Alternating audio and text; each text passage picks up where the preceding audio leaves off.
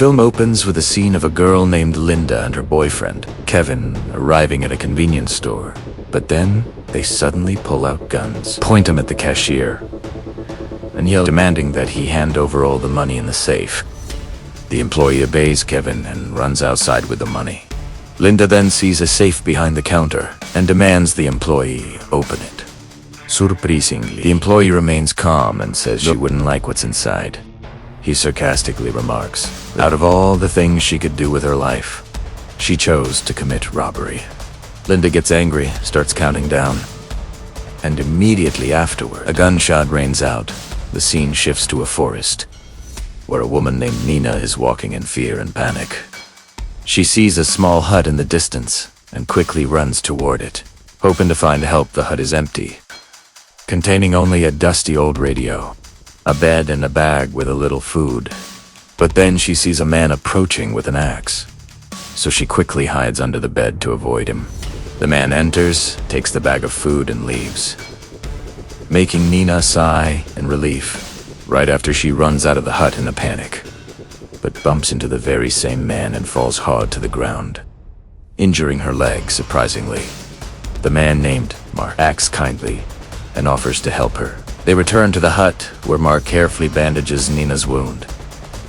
She apologizes for stealing the food, confessing that she hasn't eaten since yesterday. Nina explains that her car broke down last night. Her husband went to the nearby gas station but never returned. She asks Mark if he has a phone, but he says he only has the old broken radio. Mark also reveals that his car is broken and he's been stuck here for 3 days. Hearing, Nina panics and wants to immediately go look for her husband, but Mark warns that the night temperature could drop to -5 degrees C. But afterward, they go to Nina's car, where Mark discovers the car is out of gas. She asks about his car. Mark says he was in a minor accident and the car is wrecked. They leave a note for Nina's husband and take blankets from the car back to the hut. That evening, Mark gives Nina spring water that he managed to collect. But strangely, when he returns, the stream is gone. He wonders why her husband left her in the car. And Nina explains that it's because she is pregnant. Hearing this, Mark gives her the bed, promising to find a way to get both of them out of there. In the next scene, Nina has a nightmare. She is in pain and tries to call someone to wake up. She doesn't see Mark, but instead finds an unconscious blonde woman just outside. She pulls the person inside. Meanwhile, Mark is siphoning gas from his car to pour into Nina's car. Not long after, the woman wakes up, who turns out to be Linda. From the opening scene, Linda is bewildered, not understanding where she is. Nina explains that she found Linda unconscious outside, but Linda angrily asks where Kevin is. Nina doesn't know who Kevin is, so Linda angrily leaves a short while later. A gunshot rings out, in the distance, Mark so much that he spills all the gas. Another shot is fired. Mark quickly yells out for someone, but gets no response. Meanwhile, Linda returns to the hut, annoyed because there is no phone or restroom here. She thinks this is Nina's home and calls her a hermit, but Nina explains she is only stuck here because she ran out of gas. Just then, Mark returns and is surprised to see another person. Linda immediately introduces herself. When asked, Linda says she had an argument with her boyfriend and was left on the road. Mark allows her to stay, but reminds her that she must start helping out from tomorrow. Linda agrees. That night, Linda has a nightmare. She sees herself tied up and being injected with a drug. The next day, she and Nina chat amicably, starting to get to know each other, but the conversation quickly turns into an argument as they disagree about where they are. Meanwhile, Mark walks deep into the forest, marking trees to measure the distance traveled. But to his horror, he returns to the exact starting hut, even though he was certain he walked straight. He meets Judy, and she asserts that Nina is paranoid. This shocks Mark. He quickly goes to find Nina to talk. When the three sit down, they argue fiercely about their location. The situation worsens when Mark suddenly declares they are in Dakota. This confuses everyone even more. because each person is certain of their own memory and judgment. Mark senses that something is strange about this place and asks both of them again if they are truly sure about the location. After that, he warns that time is running out, and if they don't leave soon, they will run out of water and food. He suggests that they walk far away together tomorrow morning. Both agree that night. Mark has another nightmare, this time involving a gun. The next, the three leave the hut early and start walking in the forest. Along the way, Nina and Linda talk. Linda says she has never met her mother. It turns out her mother died the day she was born, and Linda was raised by her grandparents. A short while later, Linda trips over something and falls, causing a wad of cash to fall out of her pocket. Mark is astonished and asks where she got such a large amount of money. Linda only replies that she earned it while working with her boyfriend. Meanwhile, Nina notices a mysterious door on the ground. Mark uses the axe to break the lock, and when they step inside, all three are stunned to realize it is a military bunker. Inside there are many canned goods, old wine, and a map. Nina realizes everything is written in German and suspects they're in Poland. Linda asks how she knows. Nina explains that her father was German, but her mother was the one who taught her the language because her father died in the war. Linda is shocked by the coincidence, then confesses that her father also died in the war. The three collect food and leave the bunker, but strangely, after walking for only a short time, they return to the exact same old hut, even though they walked straight and far away from this place. That evening, during dinner, Mark confides that if he disappeared, no one would notice. He says his mother was executed, and he grew up in an orphanage in Dakota. Later, when it is just the women, Nina says she wants to see the wad of cash because she has never seen so much. Linda takes it out, confessing that she often robbed gas stations and supermarkets with her boyfriend. Stunning Nina, Linda justifies it by saying she grew up with nothing, so she had to do whatever it took to survive. But upon closer inspection of the bills, Nina suggests it as a joke because they are printed with 1984. According to her, that is the future. This shocks Linda. What year she thinks it is? Nina answers 1962. Linda shows her jacket, which stuns Nina. Just then, Mark enters, and when asked, asserts that it is 2011. The two girls reveal the years they came from. Mark thinks they're joking. Suddenly, a gunshot rings out outside the door. Terrifying all three, Mark looks out and sees a man with a rifle. So they step out, trying to ask for help, but the man points the gun and speaks German. Mark quickly puts down the axe. Nina explains that they mean no harm, but the man immediately knocks Mark unconscious.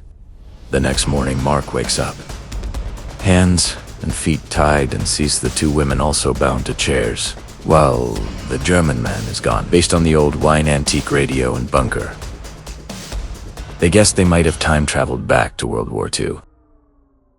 Nina asks Mark if time travel had been invented in 2011, and if he brought them here. Mark denies it, saying 2011 was not that advanced. Not long after, the German man returns, unties Mark, and aggressively drags him out into the forest. He doesn't understand English and starts hitting Mark. Mark momentarily breaks free and runs, but is caught and tied to a tree. Next, the man returns to the hut, angrily asking the two women where they came from. His eyes stop at the necklace around Linda's neck, and he yells, asking where she got it. Nina quickly translates that it is a memento from Linda's mother, but he doesn't believe it, pointing the gun ready to shoot. Just then, Nina reveals that she also has an identical necklace. The German man pulls out his own necklace, which is also identical. Inside is a photo of a woman, whom Nina horrifyingly realizes is her mother. Afterward, he leads the two women to Mark. Nina asks if he owns a similar necklace, but it turns out he doesn't. The three begin discussing the strange situation. It turns out Mark untied himself. The scene shifts to the hut, where the German soldier is unconscious and tied up, and the other three are terrified. Nina is shocked to reveal that the woman in the pendant is her mother, while Linda asserts it is her grandmother. Nina adds that her father's name is Anna, and when they check the German soldiers' documents, they discover that is indeed the name. Nina asks for Linda's birthday, and she replies that it matches Nina's exact due date if Linda's father is named Paul, and if her paternal and maternal grandparents raised Linda. Linda confirms. The entire room falls into silence as the shocking truth is revealed. Nina is Linda's mother. The pain weighs heavily on Nina as she learns her husband will die in the war. She leaves in tears. Mark suddenly reveals to Linda that she is his mother. Linda angrily dismisses him, saying he is talking nonsense because she isn't even pregnant. Mark doesn't have the necklace, but Mark claims he used to have one but didn't bring it along. He says his mother was a criminal who robbed a gas station and shot a cashier dead, and even killed his father before being caught and executed. This brutal truth weighs heavily on Linda, causing her to also flee the hut. The two women meet again in the forest. Nina is devastated to learn she will die, giving birth. She asks about Paul, and Linda reveals he will die in the war, leaving her alone with her paternal grandparents. Linda also says her grandparents used to abuse her, then shows Nina the scars. This breaks Nina's heart afterward. Nina goes to her father and tells him everything. She attempts to untie him, while Mark warns that Anna is very dangerous. But Nina asserts that she is his daughter and begs him to trust her. Anna agrees, but as soon as he is untied, he immediately grabs the gun and runs out of the hut. In that moment, Nina suddenly recalls her nightmare and tells Linda and Mark she saw herself going into labor alone. Paul was away at war, and the ambulance didn't arrive in time. Mark also shares his nightmare, where he shot the priest who used to abuse him and then committed suicide. Linda remembers her nightmare of being executed for killing Kevin. They are shocked to realize that all three have dreamed of their own deaths. However, Mark asserts that those events haven't happened yet, meaning they still have a chance to change their fate. They realize the chain of tragedies began with Anna's death, and decide that they must prevent it. First, they go to the bunker to look at the map, and Nina reveals that her father died in an air raid in Poland, which is exactly where they are standing. And today is the day Here Mark proposes a hypothesis. If Anna doesn't die, his wife won't remarry. And thus, Nina's mother will take her to the hospital when she gives birth. This means Nina will survive. Jody will grow up to be a good woman instead of a criminal.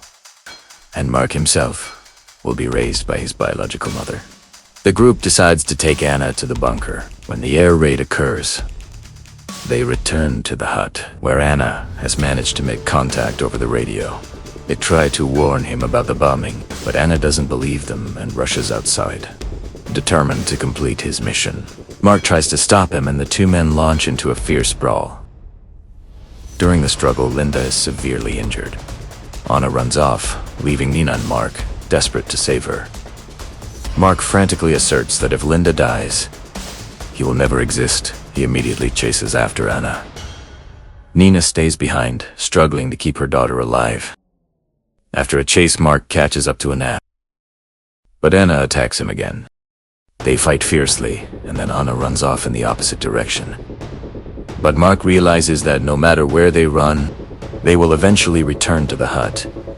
Sure enough, the two meet there again. While Linda is dying, Anna fires a shot toward Mark. But right at that moment, Mark begins to gradually disappear. He vanishes completely, as Linda takes her last breath, because her death means he no longer exists. Witnessing this, Nina sorrowfully scolds her father, blaming him for everything. But there is little time left. Planes are flying overhead, ready to drop bombs. Nina begs her father to save himself. Not just for him, but for the future of generations to come. This time, Anna finally believes. But as they rush toward the bunker, bombs begin to fall.